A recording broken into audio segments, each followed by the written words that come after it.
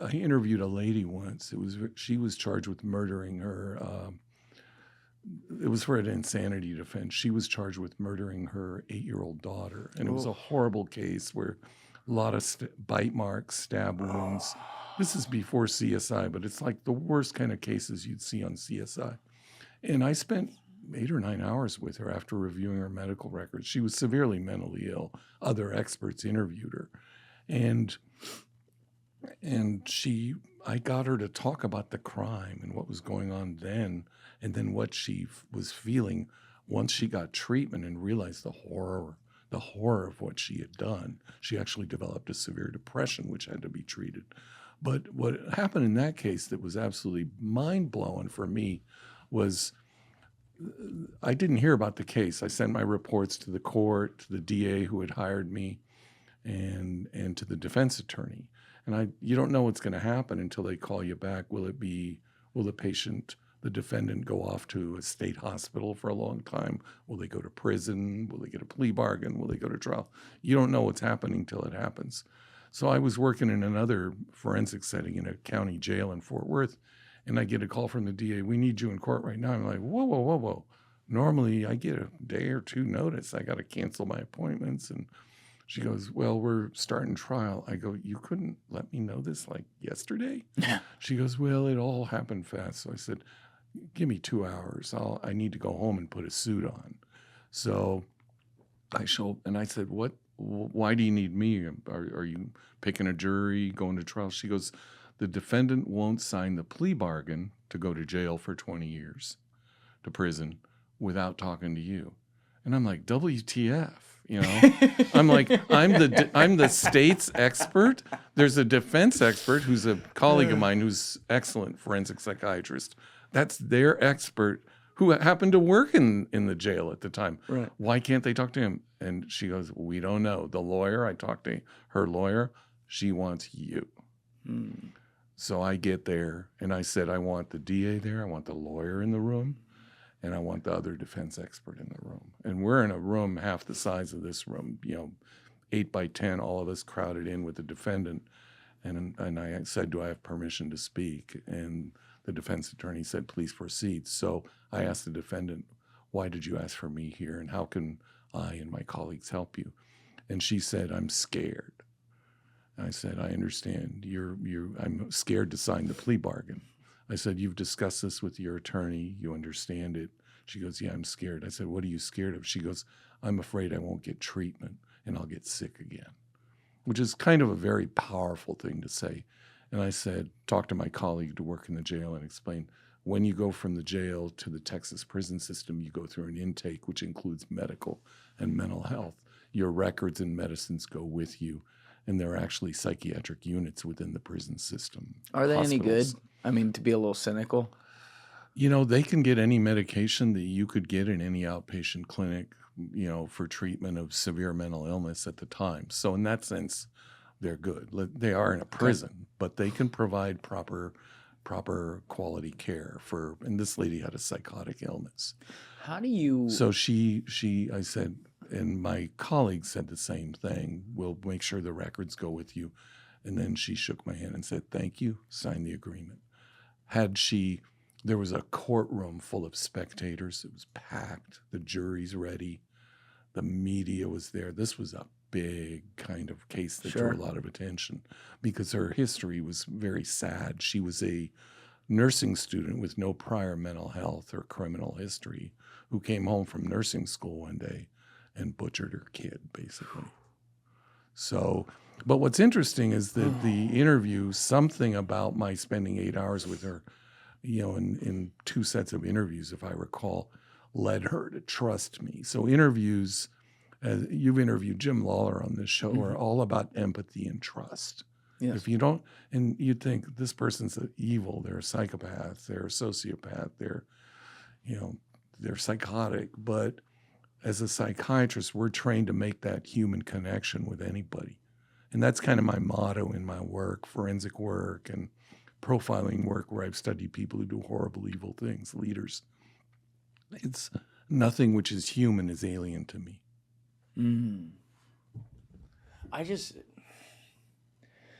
when you go into a room like that, like what I do here, the stakes are not the same. No one's, in a court case or in the middle of fighting for their life or, in the middle of something where they killed someone or whatever it may be. Like, I'm just talking with all different people with all different opinions. Sometimes some are controversial, some aren't, but low stakes as far as I'm concerned.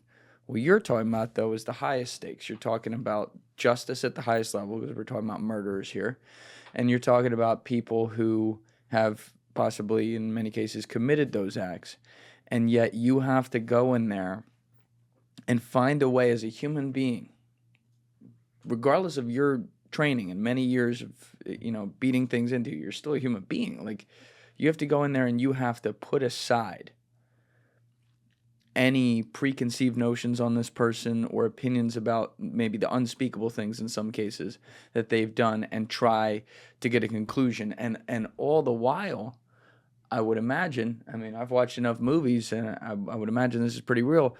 You're also going to run into a lot of people who are going to try to prove that they're insane, and you have to determine whether or not they're bullshitting. Like, number one, how do you put your preconceived notions aside? And number two, how do you even determine whether someone is actually mentally ill? Like, what's the process there?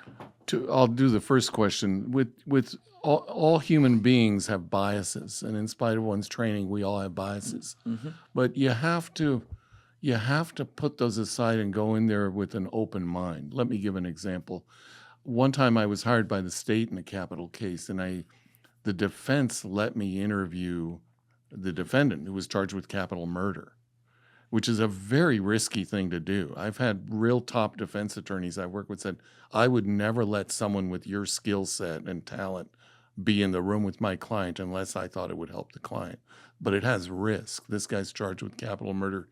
He beat 2 people to death, for $200 of crack money.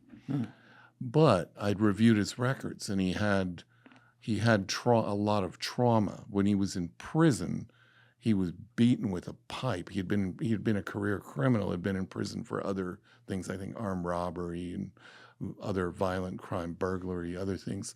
And he was beaten till he was almost unconscious and then raped.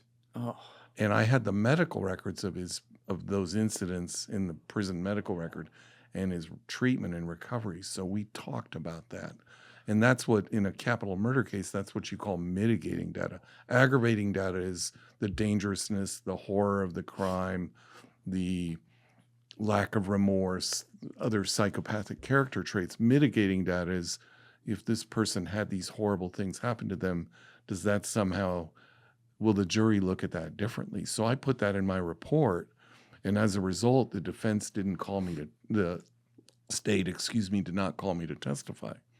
And the guy, I helped cross-examine or write the questions and hand them to the DA to cross-examine the defense expert. And in most states, you need 12-0 to get right. The death penalty. If you have one juror that says no, they go to prison for life. That's what happened in this case. So I got a call a couple months later from a defense lawyer, and it was a very famous, notorious set of murders where these escapees, around 2,000, escaped out of Texas prison, including, I think, 2 of them were in there for murder, and they killed a Irving police officer. And then were found in Colorado. They escaped, but they eventually caught them all. And I got calls on 3 of those cases for the defense. And I said, why did you call me? I've testified for the state, as you know. And he said, well, you were honest. I saw your testimony in that case where you evaluated the guy, and you were fair. And so that meant a lot to people. It's the best compliment you could get. Yeah, you got to be seen as fair. Right.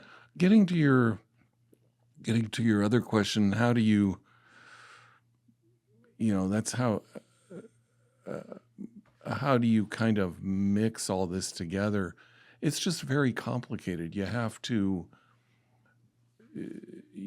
put your biases aside, and you have to sort of manage your own emotions. Mm-hmm. And when you're when you're interviewing a criminal in this system for a forensic evaluation, you have to really kind of get a sense of how to best interview the person. I had a case once, very challenging case involving a young, first-time charged Mexican-American woman.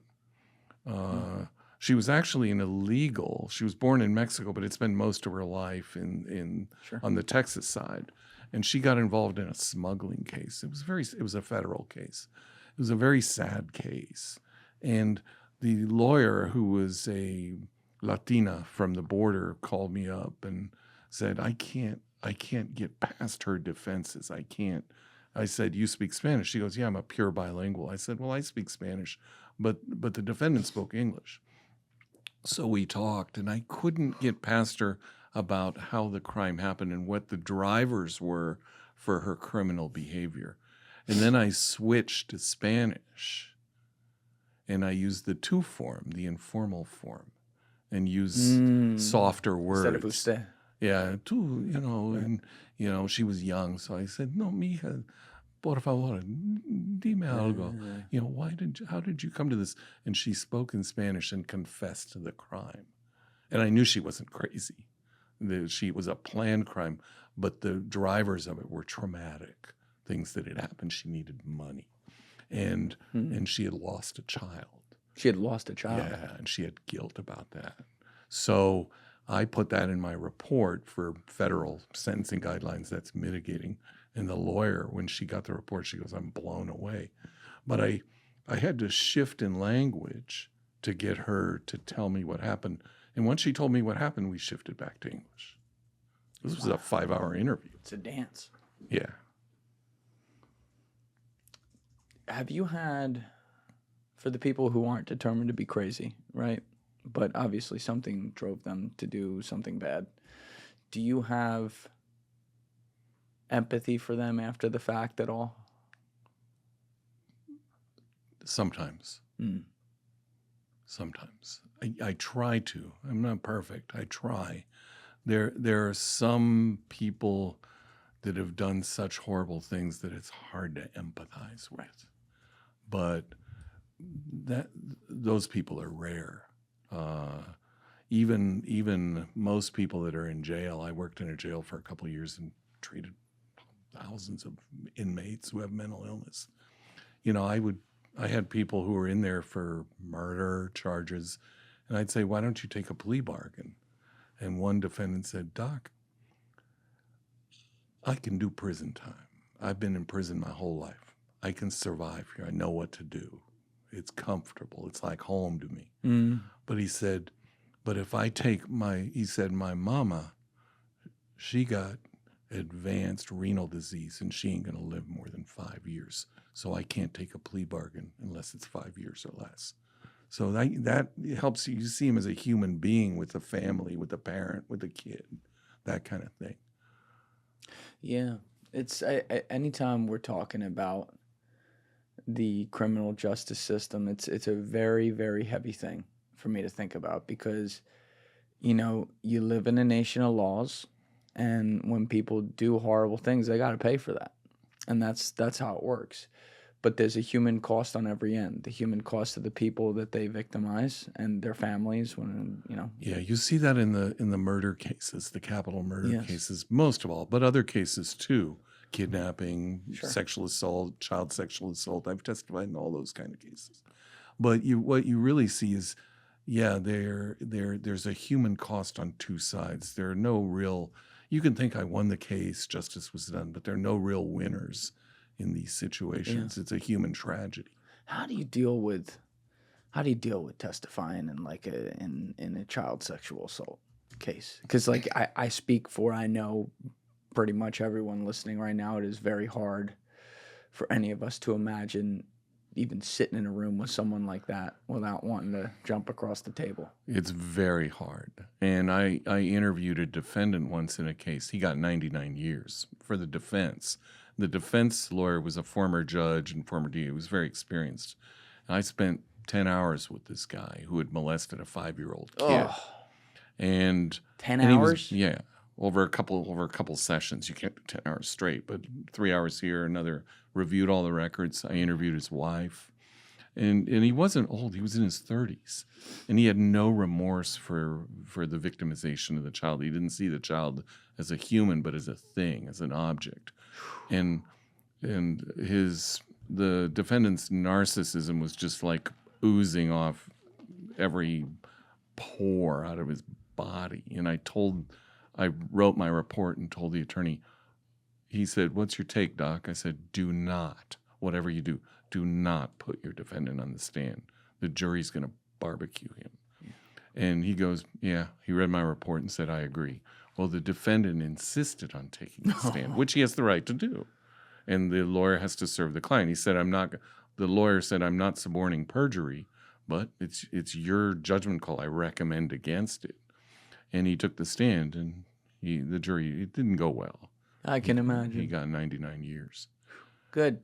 I mean, but these are difficult cases. I had a resident once who worked with me in a prison clinic I worked at, and we would evaluate a couple times a week people coming straight out of the prison on what's called conditional release. And she came to me kind of teary-eyed. She was a very, very good resident, about to graduate, and I think she was going to do a forensic fellowship. And she goes, I can't interview this guy." I said, "Tell me what's going on." She goes, "He's a child molester, and I got a little kid the age of the kids he molested." I said, "Yeah, my kid is the same age as that. You got to do your job, and if you can't do that, then you might want to rethink your career in terms of this specific career path." Yeah, you guys someone has to do it. Yeah. To your point, and it's just like I'm glad you're out there, because I don't know. That's the kind of thing. I think one thing that really bothers people on that one is like it's a personal taste that those people have, and you can't undo that. It's not like, or it seems like you can't undo that. It's not like someone gets a little desperate on hard times and tries to rob a store or something. All right, maybe they won't do that again. They're on drugs, right, etc. Right. But for someone who soberly is attracted to a child, has there ever been a proven way that you can make sure, oh, they spend 10 years here and they're not going to do that again? I've never seen it. No, they need to, a lot of them, they're treatment programs, and they need to be willing to take treatment, but even then they need careful monitoring. I've treated those folks who are on parole, but they need in most states, they have very strict monitoring and treatment. Chemical, medical treatments that can dial down those deviant urges, if you will. But it's difficult work. But I'm kind of an empath, so working in the jail, treating people gives you a different side than if you're just an expert. Yeah. And so I had to kind of walk those two sides, and working in the jail or in the prison clinic gives you credibility with juries. Then they see you as not just a hired gun. You treat these people. You interviewed them a lot. So you learn by interviewing them. How many years? You said 2 years you did that? I did about almost 5 years. In jail specifically? In jail and in the prison clinic for a couple of years. Okay. Yeah, I had one guy. This was quite a case.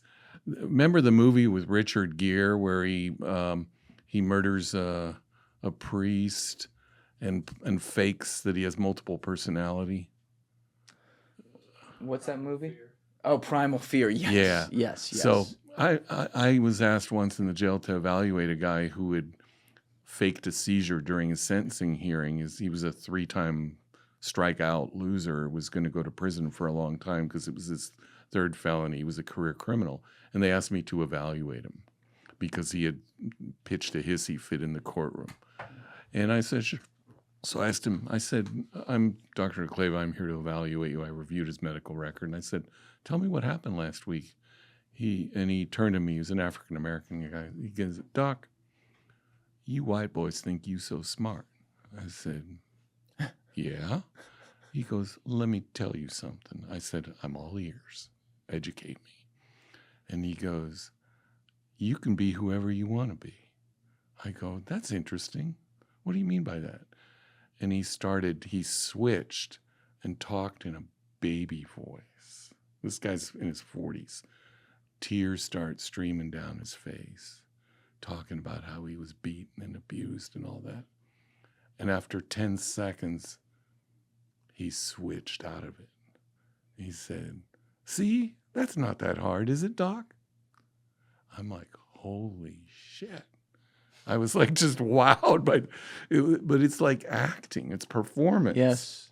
But this guy was a he had an 8th grade education, but he had the street smarts and he knew it wouldn't work. I said, "That's probably not going to work again, is it?" He goes, "Nah, I'll do my time. Thanks, Doc." So he went back, got sentenced, no more problems, went to prison. Hey guys, if you haven't already subscribed, please hit that subscribe button. It's a huge, huge help. Thank you. What do you think? There was one other question I had on dealing with the pedophiles. I would imagine there's different things, root causes, but what do you think were the most common root causes of people doing that? Is it, in your opinion, something they're born with in some way, or something maybe they were abused? It's a good question. We don't know. There's a lot of learning to be done about the brain and what makes them that way. Many of them have abuse histories, which play a role. Very true. Right. But they're also making bad choices. I've treated patients who were pedophiles in the parole release clinic who begged me. They had real guilt about their acts.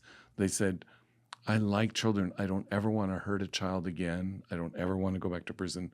I'm willing to take any medication you can give me that will help me, and do any therapy that will help me control these urges that I can't live with." God. So there are some people that can be treated. They need careful monitoring, and they need their guardrails around them. They can't work near schools. They can't work around children, things like that. I mean, I had a classmate of mine who was a pedophile. He got convicted. He got probation. A psychiatrist? Mm-hmm. Child psychiatrist. Oh, my God. And he did a year of pediatrics for his internship. So you wonder how. I worked with this guy for a couple of years in the ER. I never knew it. You never would have known. And he molested the neighbor's kid. Oh, my God. And on Halloween. Oh, my God. And he kept his license and was able to work with adults, which is really amazing. Wait. He has his license today? Yeah. He was able to work with adults, no kids. He had a good lawyer. You're fucking with me. No, I'm not. He was convicted. Deferred adjudication 10 years, and he was able to keep his license. Oh. He had a good lawyer. But I worked with this guy, never picked up on it. I actually interviewed him for residency. But here's the thing, in your defense, even as a psychiatrist who's like looking at all the little things that, the regular people like us don't necessarily think about, like, unless the guy comes out one day and says like, "Oh, I'm into that." How do you even know that? You don't. You can't know it a priori. Most children who are abused and molested are molested by someone that is known to them. Family, a Boy Scout leader, a Cub Scout leader, a Girl Scout leader, a teacher, a coach, a priest. Sadly, I'm Catholic. I'm well aware of the history of these abuse cases. I was actually hired on one of the biggest ones in the country.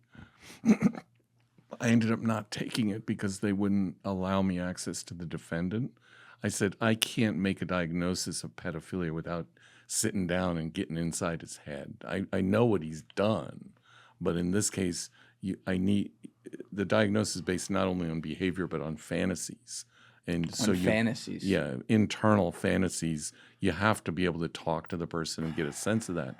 So I gave them the names of other experts, and they got an expert that was willing to testify without interviewing the guy. He got 99 years. He was a priest. Yeah. That case was Rudy Kos, K-O-S. And there was a huge civil suit. Some of these civil suits with the church, the payouts are, gosh, the first big one in Dallas. The biggest one in the 90s was $130 million. I mean, you're, as you said, like a practicing Catholic. How do you... I grew up Catholic, too. Yeah. I would not call myself a practicing Catholic, and this is a large reason why. But how do you look at something like that, listen, it's not all priests, to be very clear, but It's not one or two. No, It's a bunch of them it's a big who problem. do it. How do you rectify that with your own faith? I look for inspiration. My faith is deep, and the church. If you look at the history, it has at many times a sordid history. Mm-hmm. Look at the history of the church's response to the Holocaust in World War II. Not great. It's not good. It's Where my parents are from, the former Yugoslavia, the role of the church of Cardinal Aloysius Stepinac, who is revered by Croatian Catholics, but who was the father confessor of Ante Pavelić, the head of the Ustasha, who were the most vicious, band of thugs. Even the Nazis who trained them, the SS feared them. That was he was the father confessor for Ante Pavelić, who was an assassin and a terrorist and a horrible person. So I have trouble with some of the history, but I'm inspired by the good that the church does. I'm inspired by Pope John Paul II, now St. John Paul. I'm inspired by our new Pope. American. So yeah. And but a citizen of the world, lived 20 years in Rome, 20 years in Peru, speaks 4 or 5 languages fluently. A man of peace. His first words when he came out on the portico were, "Peace be with you," which were the first words spoken by Jesus after the resurrection when he met with his apostles, his disciples. So I have to carry my inspiration, not look at the horrible things that have happened. And I include the really very unfavorable response during my lifetime in so many cases of the church vis-a-vis priests who were sexual abusers. Yeah. Do you think that is a part of why in that particular, I mean, it's not an industry, but in that particular line of work, I guess, a part of that access is and desire is based on power dynamics? When you have abusers and victims, there's always an imbalance of power. That psychologically and psychodynamically is always a part of it. So certainly that's part of it. If you have an altar boy or a young girl, an altar server, now girls do this too. There's fortunately more guardrails, but horrible things have still continued to happen. Cases come up periodically that you read about in the media. So I think the power dynamics it's something in that person's psychology to manipulate and, kind of coerce and bring a child along to do those things is a power imbalance because you've got an adult and you've got a child. A child is not an adult. No way. They can't make those choices. Mm-mm. So you've obviously, the diversity of the work you've done is incredibly impressive. Obviously, you've done work around the world. We're going to talk about that in a little bit and everything. But you came up through the system where you're dealing with the worst types of cases. Then you also go and you work in the jails as well. And, you try to do this in as most fair and balanced of a way as you can. So it's clear to me that, from day one, in order to be the guy you are and have the career you've had and do all the different things you have, you had to have some incredible passion for what you did. So, when you were growing up, do you remember a time, even as a kid, where you're like, ooh, I want to do something where I work with people and try to understand them better? Was there something that really scratched the itch for you? No, when I was growing up, not really. I liked history and languages. I'm the child of immigrants who came from the former Yugoslavia. My mother grew up in a prisoner of war camp as a child. Prisoner of war camp? Yes, in what is now Serbia. Whoa. Because she had part of her side of the family was German, and they were German settlers who had settled that part of Hungary, northern Serbia, parts of Romania called Banat. During the war? No, for 300 years. Oh, 300 years. Oh, they wow. were part of the Austrian-Hungarian Empire and had settled. They were farmers. Got and so her relatives are that. Well, during World War II, the young ones signed up to fight with the Wehrmacht, with the German army. Yeah. And matter of fact, and her uncle was in the Wehrmacht. He was taken prisoner at Stalingrad in 1943, the 92,000 who surrendered. Did they live? Well, he was sent to a POW camp in Siberia for 5 years, where he lost both legs due to frostbite. Yeah. And he was released in an amnesty and went back to Europe and settled in Switzerland, where he became a happy, successful businessman. But so she, because of her family history, even as a kid, she was tainted. So she spent several years in a camp and was released in an amnesty. My father, who's from Slovenia, grew up during the war, and right after the war, he was a teenager, so he was drafted by the then Yugoslav military under Tito as a teenage kid and spent 2 years in Bosnia building roads. The country had been destroyed, Yes. so they had to rebuild it. And then he was restless. He wanted to leave and get out, but you couldn't leave Yugoslavia then. That was a capital offense. So it was a capital offense just to leave. Yeah, just like in East Germany or back then in the Soviet Union, you couldn't they're just part of the leave. Soviet bloc. Yeah, they that'd get you in a lot of trouble. So he escaped over the mountains into Austria, turned himself in, and the Austrians sent him back. And so the Yugoslav government threw him in prison for 3 years. They didn't kill him, though. No, threw him in prison for a couple of years. Then they released him on an amnesty, and he escaped again. But very wisely went all the way to Germany, crossed 3 borders, and found his way to an American military base and said, I want to join the military and serve. They go, sure. He spoke 3 languages, 4 languages. We'll take you. They're like, here's a gun. Let's go, boy. So he was military police for a couple of years. Wow. And my mom had gone to Germany with her family after the amnesty when they got out.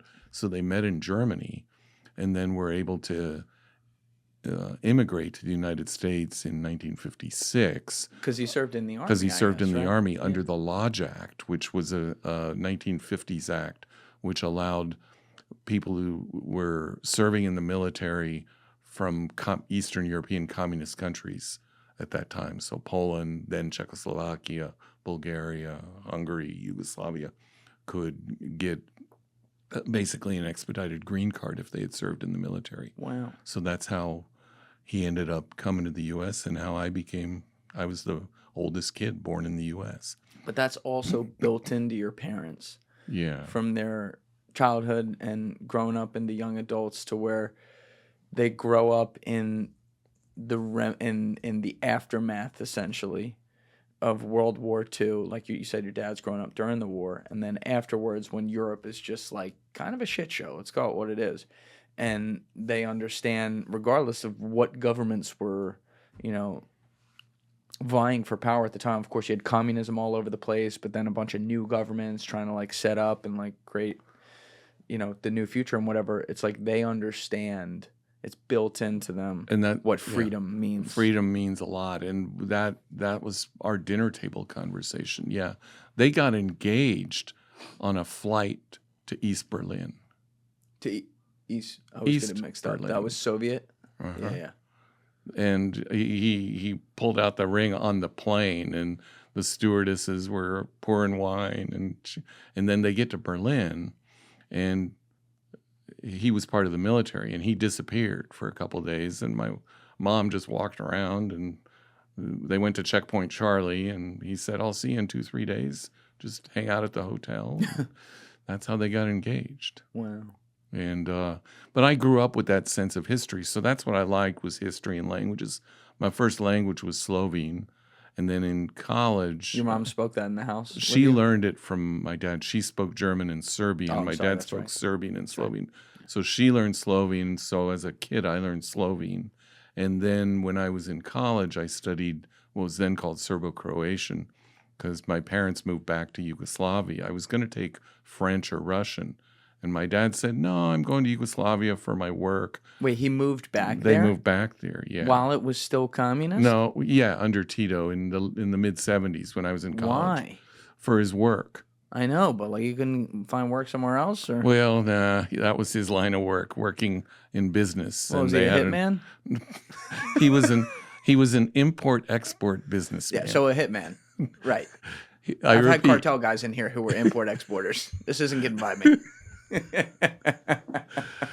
No, he told me I'm a businessman and I travel and I sell things to people. Right. So A great story. I'm surprised the psychiatrist didn't dig into that one a little more. that's as far as I could get. Yeah.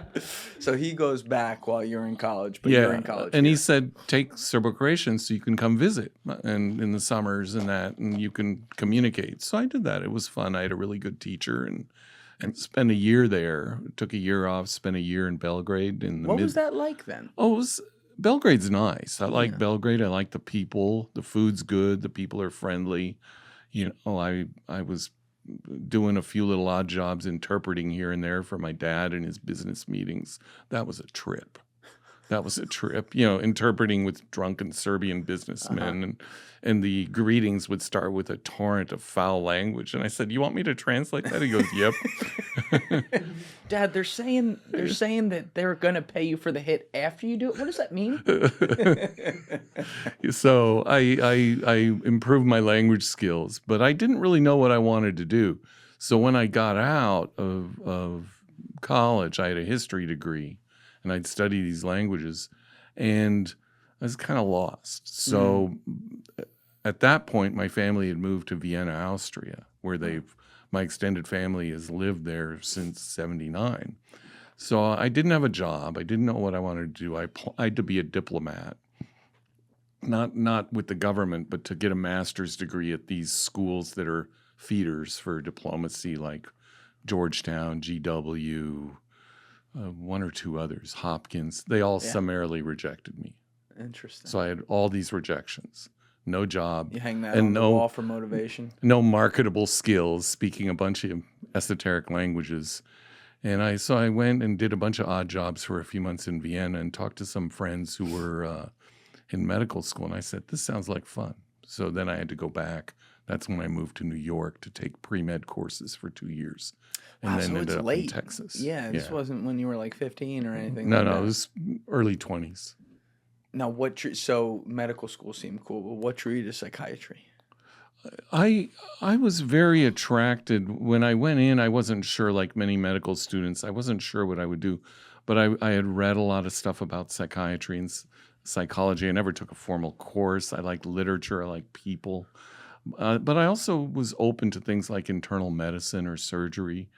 But I really hated the first 2 years of medical school. The way it was taught then is you're in a classroom all day looking at what we now would call PowerPoints. And it's just hard on the brain, a lot of information overload, memorizing. It's like, here's the phone book, memorize it. You know, I just didn't enjoy that. Then the clinical years came. Most of the third year, you're on the wards. You do two months on every specialty. Medicine, we actually did 4 months at the time. Then you do 2 months of obstetrics and gynecology, 2 months of surgery, including trauma surgery, a month of psychiatry, 2 months of pediatrics, and I'm leaving something out. I think I did a month of anesthesiology. And it's during that time when you kind of see what you're good at, what kind of patients you want to take care of, what kind of people inspire you. So I was kind of torn between surgery. I liked orthopedic surgery, but I'm glad I didn't do it. I did the right thing. I chose psychiatry. That's way different. I liked the teams, and I was good at diagnosing when you needed to go to the surgeon. But that's different from being in the OR all day.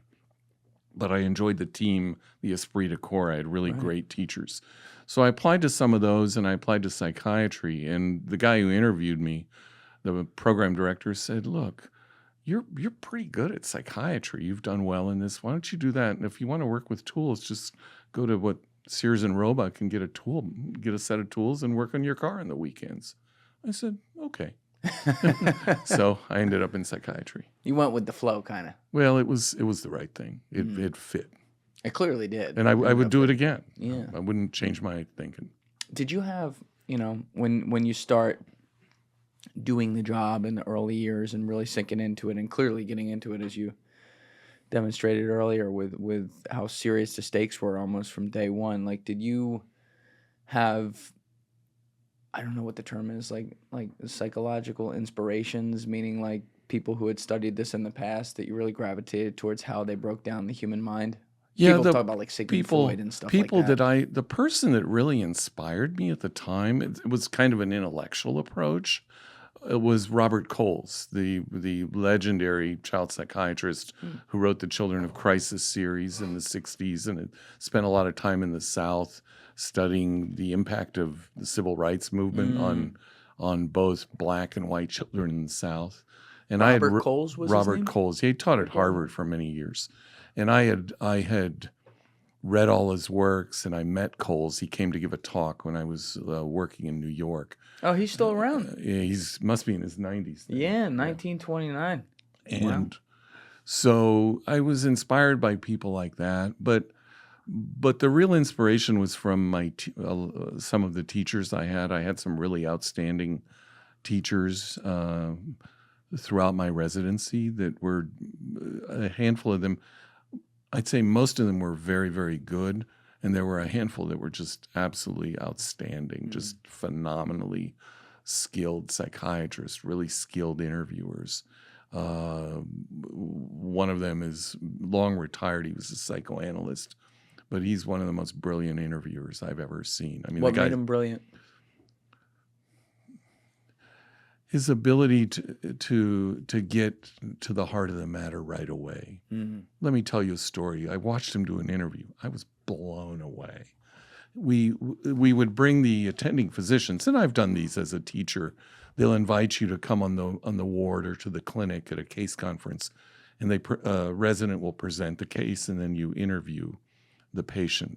Well, there was a patient who had been on the ward for quite some time. He was very psychotic and had obsessional psychotic kind of fantasies of wanting to murder his parents.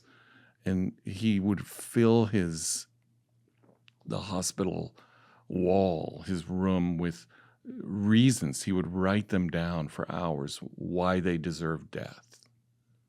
So the walls were covered with this, but he wouldn't talk to anyone. And we thought, okay, we'll see. This excellent interviewer is going to get his comeuppance here. This kid ain't going to talk to him. He was in his 20s. And so we presented the case to him, and the guest interviewer said he just took a deep breath and a sigh, and he took his pen, like this, and he said, I wonder what it's like to want to murder your parents every day of your life, every minute of every day of your life. And then the young person, the patient, started sobbing, and then he talked. And I'm like, wow. He immediately got to the heart of the matter. I still remember the case. It's like imprinted in my brain. It's like state-dependent learning. I remember the interview, the case, 35 years ago, 34. Or another case he did. I was talking to another friend who's very close to this guy who's retired. And, you go, tell me what your dad was like, your mom. People go, well, they were nice. They were great. You just get the surface. Yeah. And he would ask, I have a question about your dad. What were your dad's hands like? And people start crying. They start crying. Oh, he asked yeah. what his hands were like. Tell me about your dad's hands. Now, would it be because he knew something about the No, it's a way to get to the inner person. the hands? Yeah, because hands hold you, hands hug you, hands touch you. We're good. creatures of touch.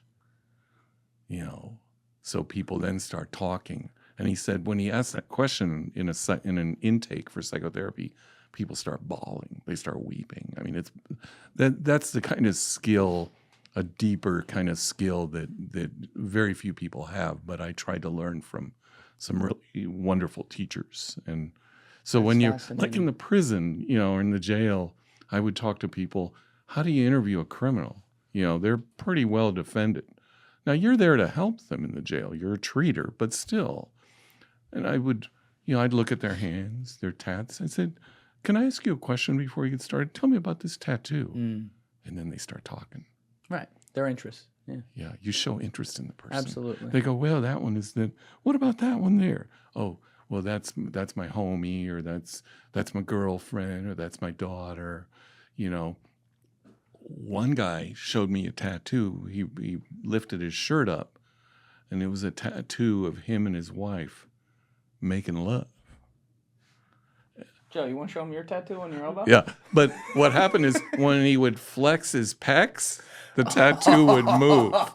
And I was like, that is intense. He goes, I love my wife. And he's been in prison for a long time. Yeah. Yeah, he's faithful. Appreciate that. Guess he didn't have a choice, but still.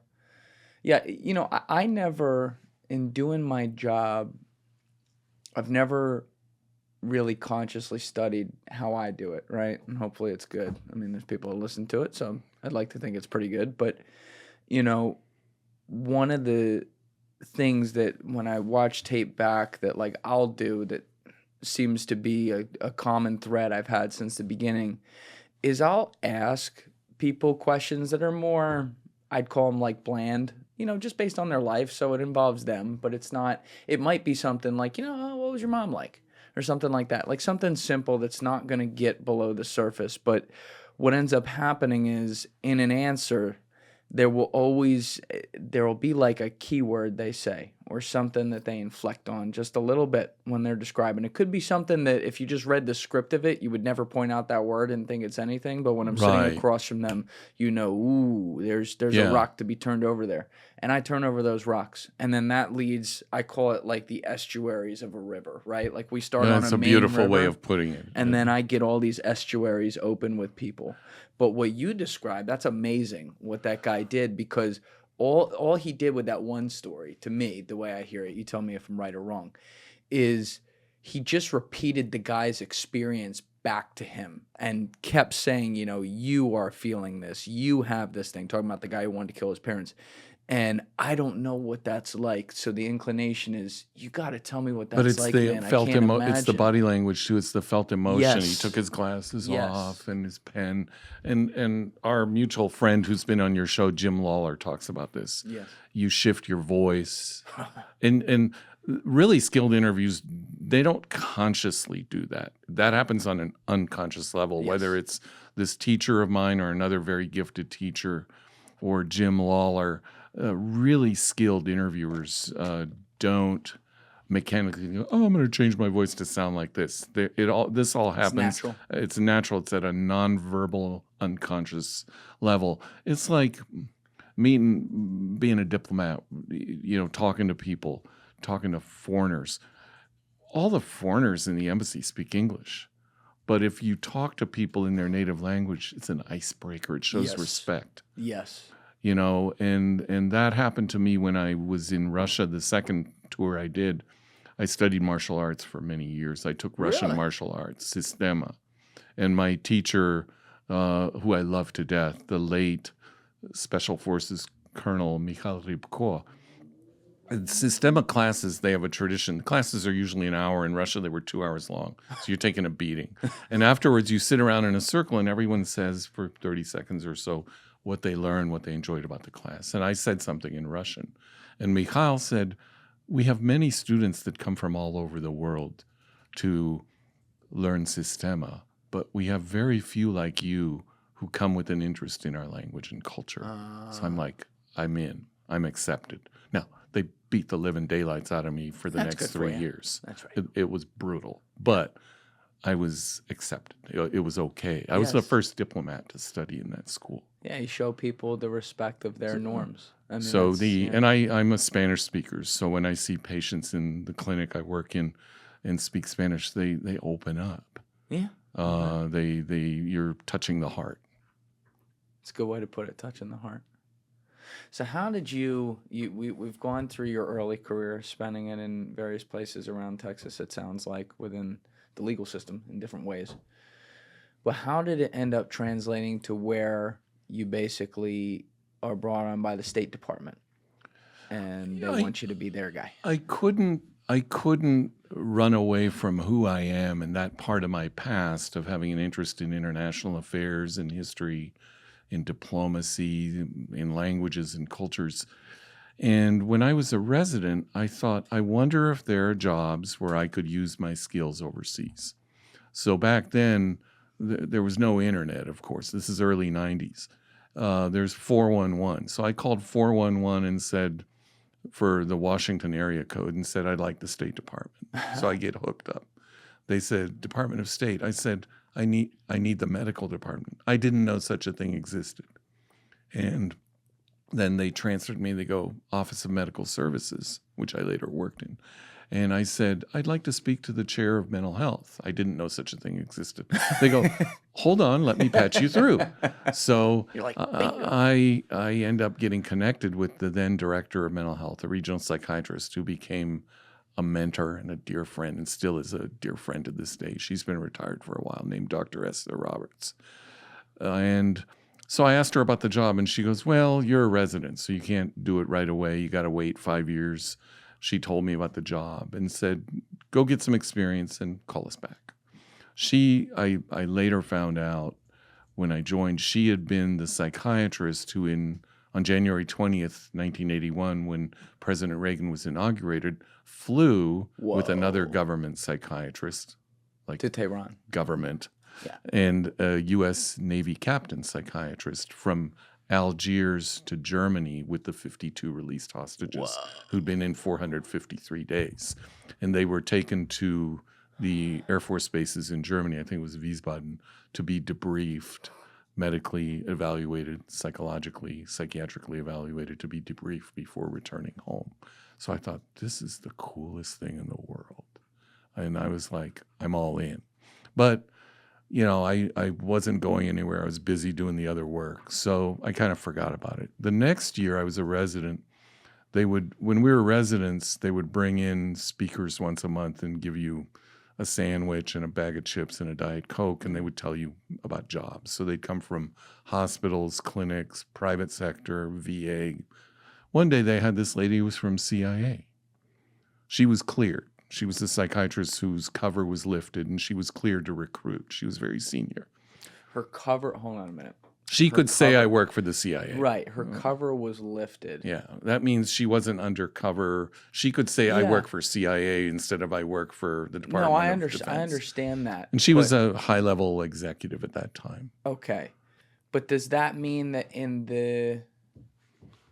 trying to think here, because if I were a psychiatrist for CIA where I just dealt with CIA patients or whatever, I'm just thinking, like, as a civilian right now, I wouldn't think that would be something where you'd have to deny you work for CIA. The answer is it depends. You might have to. The bureaucracy has their own way of dealing with those things. Okay. But this lady was allowed was allowed to say, and so unfortunately she couldn't tell us much else. She was friends with our former chair. That's how she came.